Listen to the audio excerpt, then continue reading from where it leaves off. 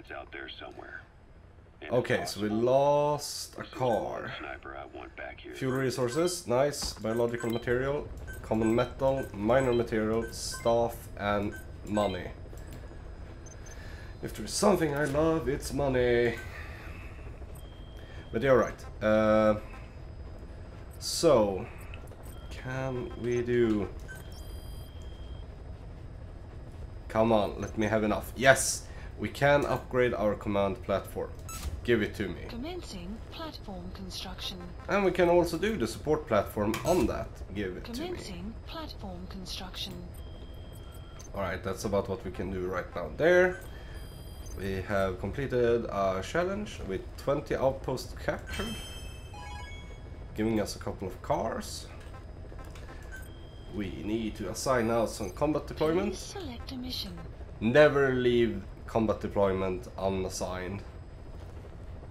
Ooh, an AMRS 71 rifle and 400k in money. Yes, please. So this one is the lowest ranking one I can send. Unit dispatched. Now then, in terms of what we can do otherwise.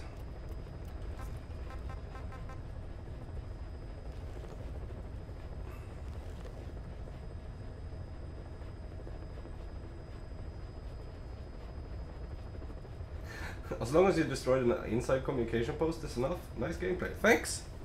Alright. I will remember that.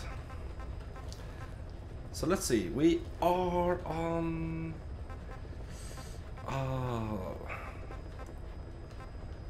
Well, there isn't anything that gives us what we need. But let's take the common metal. We will need common metal. Unit dispatched. Let's get that. Alright, let's go for, let's see, extract a highly skilled soldier, and then there's one over there, but that's a way off. The same on that. They are all very, very far from each other, every one of them. Mine clearing there. Heavy infantry there. Prisoner extraction over here. Let's take the prisoner extraction actually. Why not? That one has a lot of things I want to take as well, so...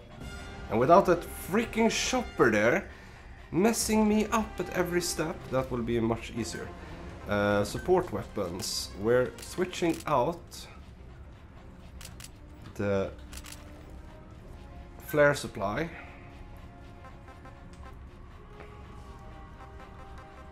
for the sleep grenade. So we have a hand grenade, we have a sleep grenade, we have a flare grenade, we have a stun grenade, we have a smoke grenade, we have a decoy, and we have the C4.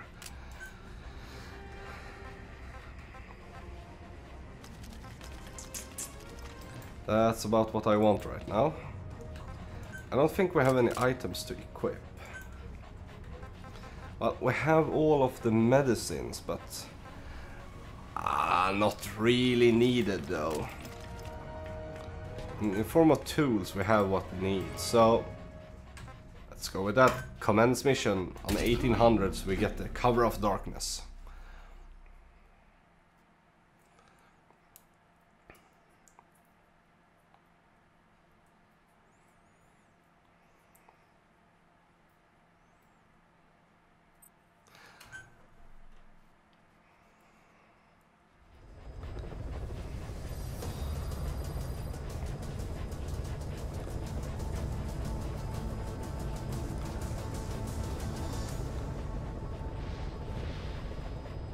All right.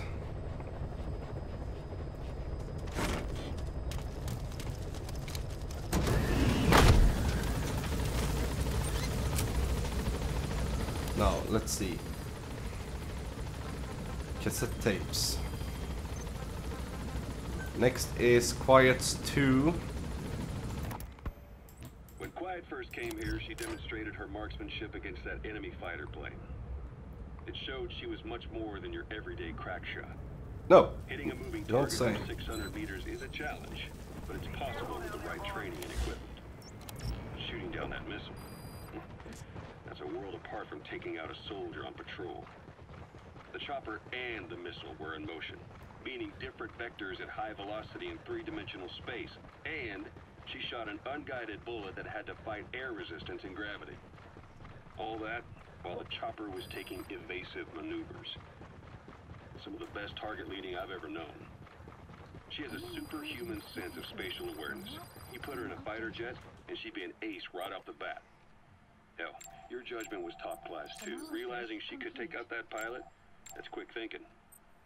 You and Quiet could make a hell of a team. Be damn near unstoppable. Quiet is still in her cell. Only a few staff are authorized to go near her. She hasn't tried anything funny, but that's what bothers me most.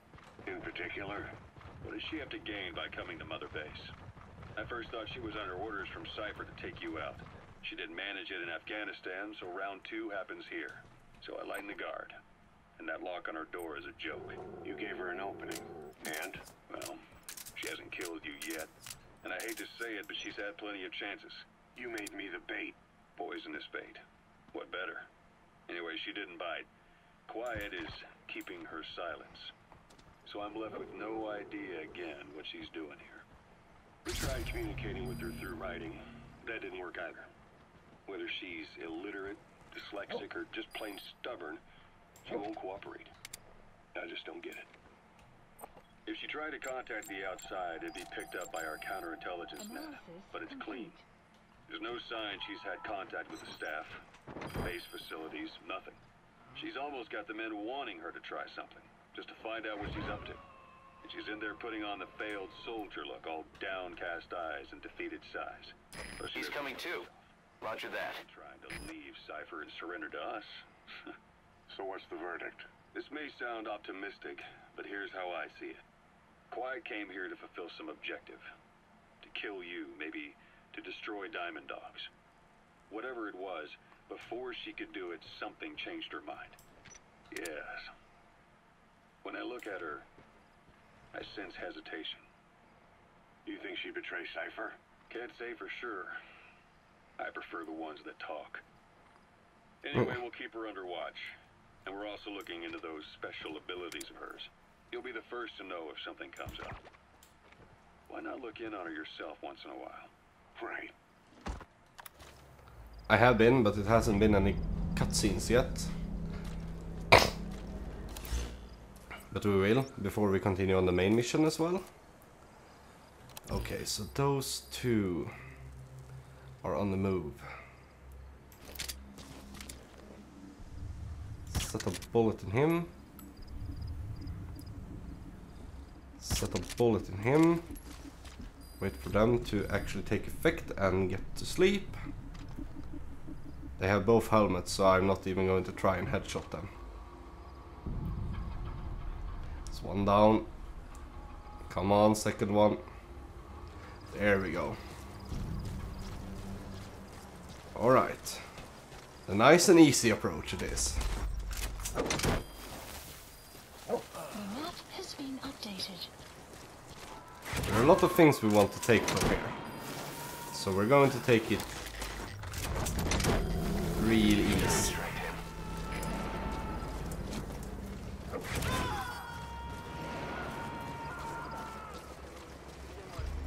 Because not only is there a great many soldiers here that are good, but there is also a ton of materials and everything else around there.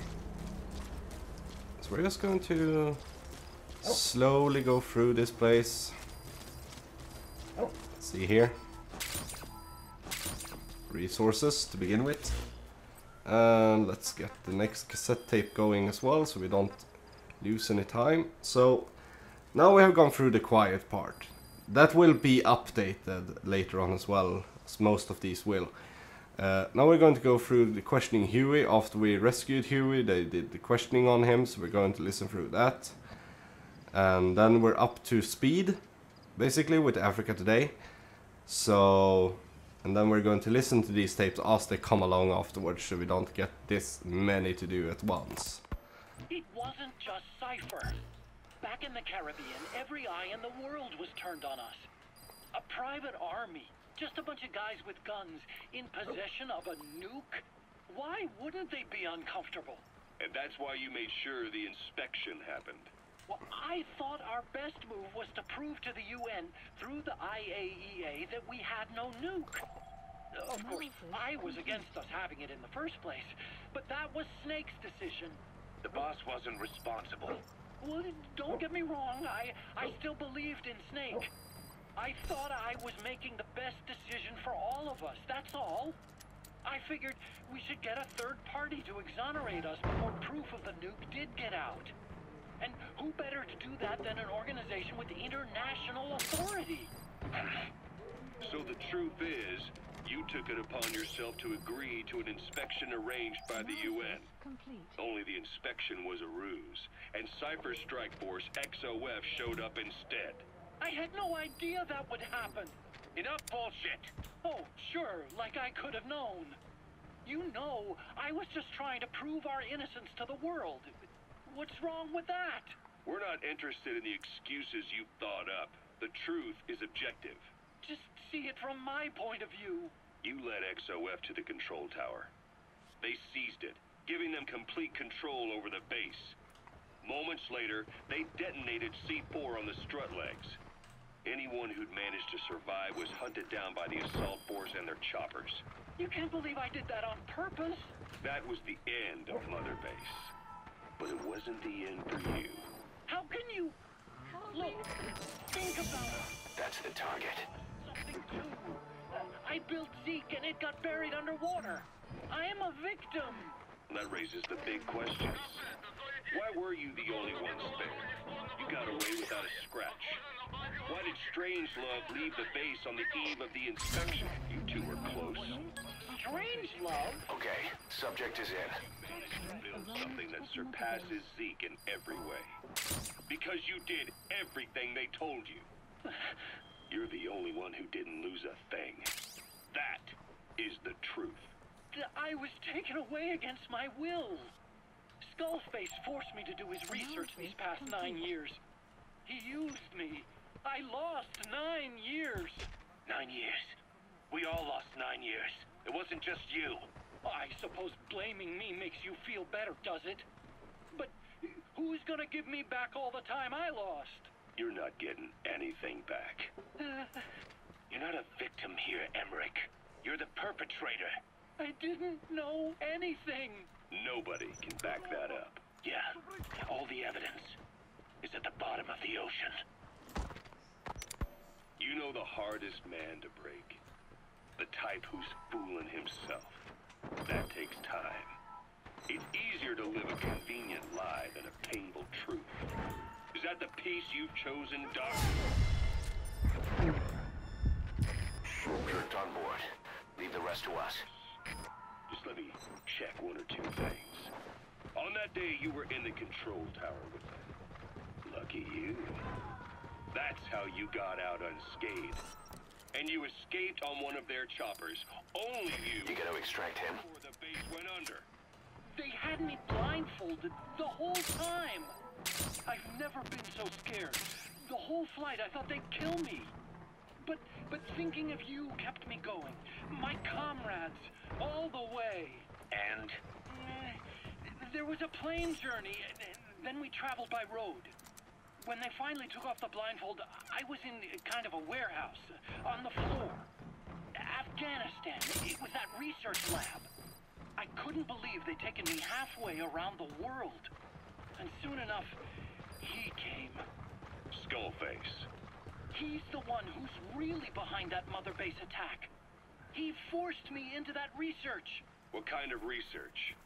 He told me to build a bipedal walking tank for the Soviet Union. Like Peace Walker. A system that could fire an ICBM-class nuclear weapon. That's how the Sahelanthropus project got started. Sahelanthropus. Those AI weapons I've made in Costa Rica were like toys by comparison.